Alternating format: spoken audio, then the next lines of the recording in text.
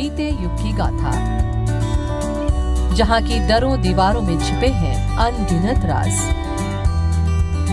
मदन महल की पहाड़ी केवल पहाड़ी नहीं, यहाँ के शिखर में आज भी गूंजती है घोड़ों की डाक।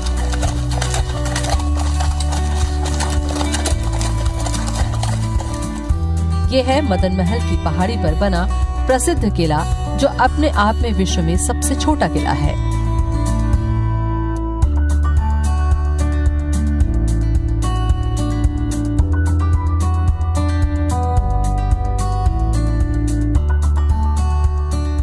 चौदहवीं शताब्दी में कलचुरी राजवंश के पतन के पश्चात वो एरिया खत्म हो गया और उसकी राजधानी जो शिफ्ट होकर के गढ़ा में आई, जब गोंडों का राइज 14th सेंचुरी में जहां हुआ।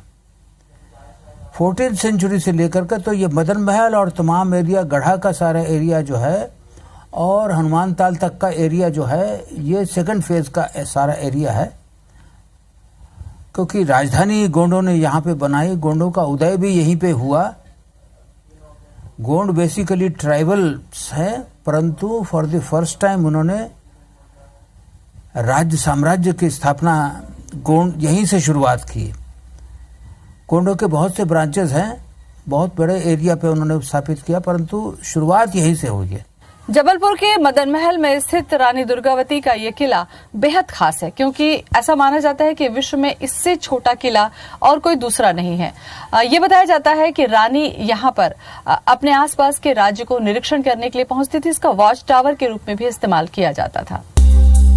इस किले का निर्माण 11वीं शताब्दी में यहाँ के शासक मदन सिंह ने कराया। जबलपुर शहर से 2 किलोमीटर दूर नागपुर हाईवे के किनारे पहाड़ में स्थित है ये किला। समय की मार से अब ये खंडहर में तब्दील हो चुका है। पहाड़ी की चोटी में स्थापित इसी किले से कभी गोंड शासक राज किया करते थे। कलचुरी शासन के अस्त होने के बाद गोंड शासकों का उदय हुआ। उन्होंने अपनी राजधानी जबलपुर में बनाई। तत्कालीन राजा मदन शाह ने इस किले का निर्माण कराया था। मदन महल का किला जो